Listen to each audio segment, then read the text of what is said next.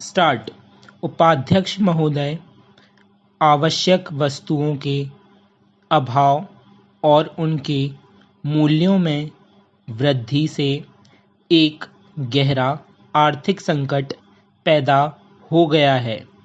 सरकार ने गेहूं के थोक व्यापार को अपने हाथ में लेते समय यह दावा किया था कि गेहूं के मूल्यों में कमी होगी और सभी वर्गों के लोगों को गेहूं समय पर मिलता रहेगा। ये दोनों ही उद्देश्य विफल हो गए हैं।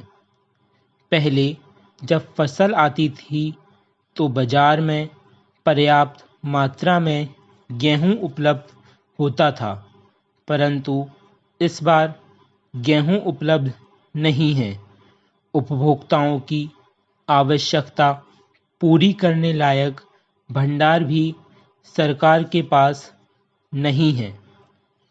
यह आरोप नितांत निराधार है कि भारत का किसान राजनीतिक दल के भड़काने के कारण अपना गेहूं सरकारी केंद्रों में नहीं ला रहा है।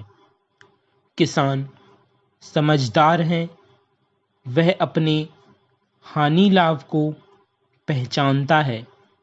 जब चना, जौ और सरसों बेचकर उसे कुछ रकम मिल जाती है तो वह गेहूं को कुछ समय तक रोकने का प्रयत्न करता है।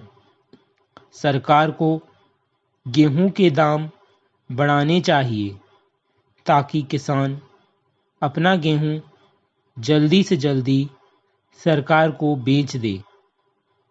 किसान को थोड़ा सा अधिक मूल्य देने में सरकार को संकोच नहीं करना चाहिए। आज कोयले की इतनी कमी है कि जहां पर कोयला होता है वहां पर भी कोयला लोगों को नहीं मिल पा रहा है।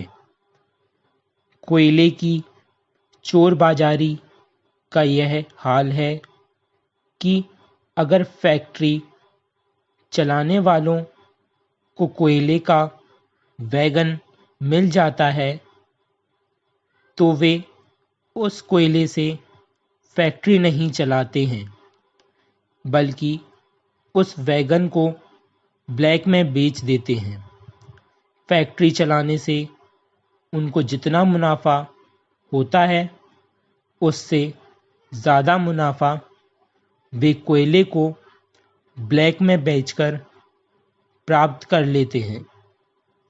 सरकार इस बात का पता लगा सकती है, परंतु वह पता नहीं लगा पाती है क्योंकि इंस्पेक्टर का हिस्सा फैक्ट्री वालों से बंधा हुआ होता है।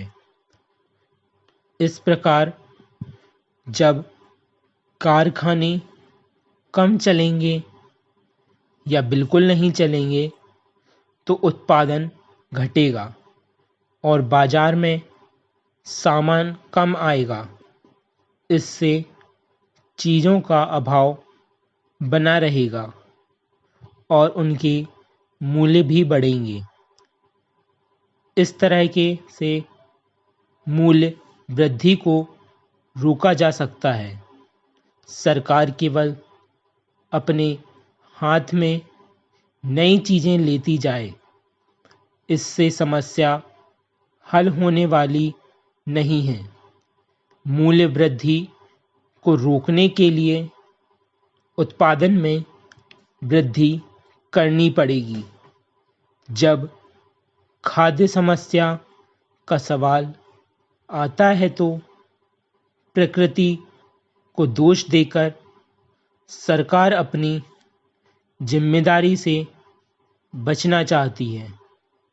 क्या यह सच नहीं है कि पिछले 3 सालों से अनाज की पैदावार घट रही है?